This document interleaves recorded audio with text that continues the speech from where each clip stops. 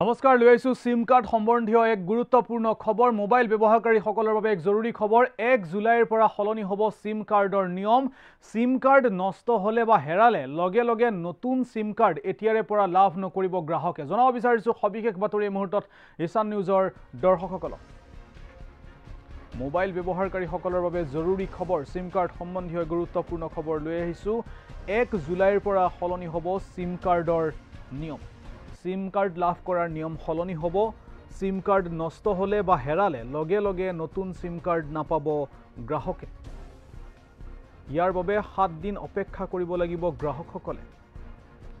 1 জুলাইৰ পৰা সলনি হ'ব মোবাইল নম্বৰ পোৰ্টেবিলিটিৰ নিয়ম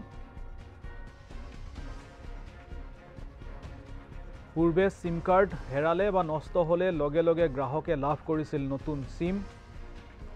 1 জুলাইৰ পৰা 7 দিনৰ পিছতহে গ্ৰাহকে নতুন সিম লাভ কৰিব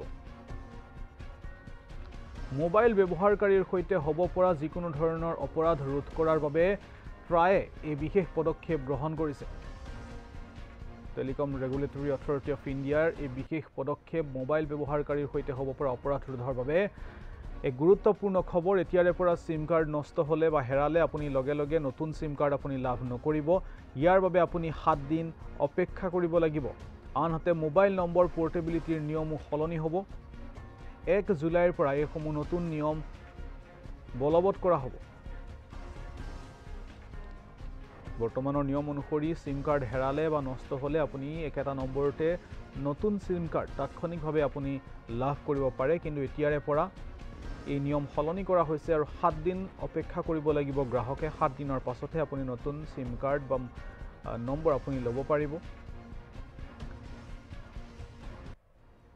মোবাইল ব্যৱহাৰকাৰীৰ সংখ্যা বঢ়াৰ লগে লগে দেশত বৃদ্ধি হৈছে বিভিন্ন ধৰণৰ সাইবাৰ অপৰাধ বা মোবাইল সিম কাৰ্ডৰ লগত জড়িত বিভিন্ন ধৰণৰ অপৰাধ সংঘটিত হৈছে এনে ধৰণৰ অপৰাধ ৰোধ কৰাৰ বাবে প্ৰায়ে এই ধৰণৰ নতুন পদক্ষেপ গ্ৰহণ কৰিছে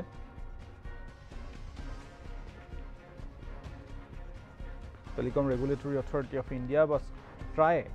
এই নতুন পদক্ষেপ গ্ৰহণ কৰিছে যে কেতবোৰ নতুন নিয়ম সন্নিবিষ্ট কৰা হৈছে আৰু কঠোৰভাৱে নিৰীক্ষণ কৰা হয় যাতে যিকোনো ধৰণৰ অপৰাধ ৰোধ কৰিব পৰা যায় আৰু 1 জুলাইৰ পৰা নতুন নিয়ম বলবৎ কৰা হ'ব আৰু সিম কাৰ্ড ব্যৱহাৰ কৰাৰ ক্ষেত্ৰত এইসমূহ নিয়ম বলবৎ হ'ব পূৰ্বে সিম কাৰ্ড হেৰালে বা নষ্ট হলে লগে লগে আপুনি নতুন সিম কাৰ্ড আপুনি ল'ব পাৰে বা নতুন নম্বৰ আপুনি লাভ কৰে বা একেটা নম্বৰতে আপুনি নতুন সিম কাৰ্ড ব্যৱহাৰ কৰিব পাৰে তাৎক্ষণিকভাৱে এই সেৱা উপলব্ধ আছিল কিন্তু বৰ্তমানৰ পৰা 7 দিন অপেক্ষা কৰিব লাগিব গ্ৰাহকসকলে আনহাতে মোবাইল নম্বৰ পোৰ্টেবিলিটিৰ যি নিয়ম সেই নিয়ম সলনি হ'ব আৰু 1 জুলাইৰ পৰা মোবাইল নম্বৰ পোৰ্টেবিলিটি বা এমএনপিৰ ক্ষেত্ৰতো নতুন নিয়ম বলবৎ কৰা হ'ব